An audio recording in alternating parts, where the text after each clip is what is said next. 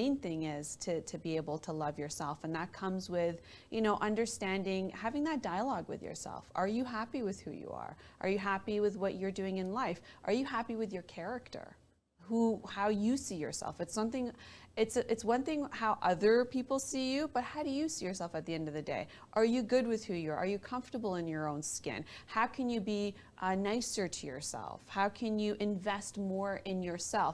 There's two things. People will work so hard at their career, but they won't spend the same amount of time working hard on themselves. And working hard on yourself, of course, there's the basic things like eating well and exercising and getting enough rest, but then there's the whole aspect of like your mental health.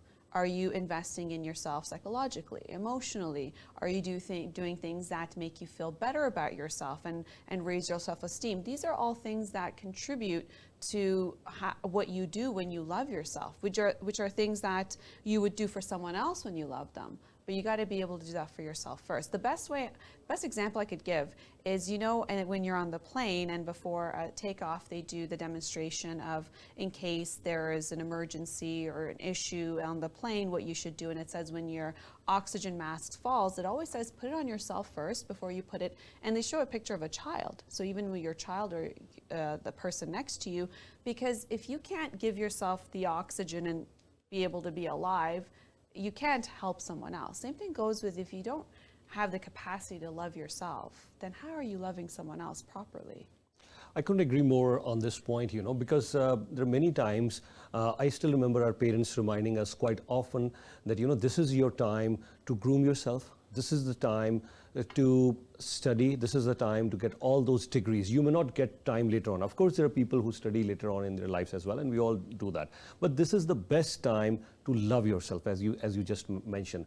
Because in any sort of relationship, one of the very important things is what sort of responsibility are you willing to take? Because in relationship, responsibility is very important. I could be biased on this one, but this is what I've always thought, you know. The male member, he certainly has to take the responsibility as far as the finances are concerned. As much as today, it's all about equal partnership. But this is one thing certain times I see lagging in many guys in particular, that they're not able to shoulder the responsibility financially. And parents say, okay, let's get them married, then everything will be all right. This is the common saying, get him married. So getting married, everything will be all right. He's smoking, he's drinking. No, get him married, then he'll feel the responsibility. No. Responsibility has to come first. Then you can get yourself married. Whether you feel yourself responsible in your character building.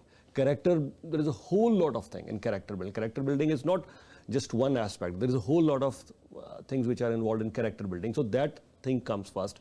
Feeling responsible, that thing comes first. Loving yourself comes first. And ask yourself, if I am getting into any relationship, what value am I bringing on the table? As much as it's not a transaction, but certainly you have to bring some value, because in the end you can say, I love you, but are you caring enough? Are you responsible enough? Are you really patient enough? Is your communication up to the mark? Have you made sure that you understand all the financial responsibility of this relationship? So there are hundreds of things which comes along in a relationship. And when the worst part that I see, whenever there is any break off or anything, the worst part that I see in any relationship is we are punishing those people for no fault of theirs. What is that? The kids. The kids suffer the most. They've got nothing to do with you. They didn't ask you to bring them in this world, but you brought them in this world, and here you are. Here's a break off, you're separating, but the kids, you know, there's an issue.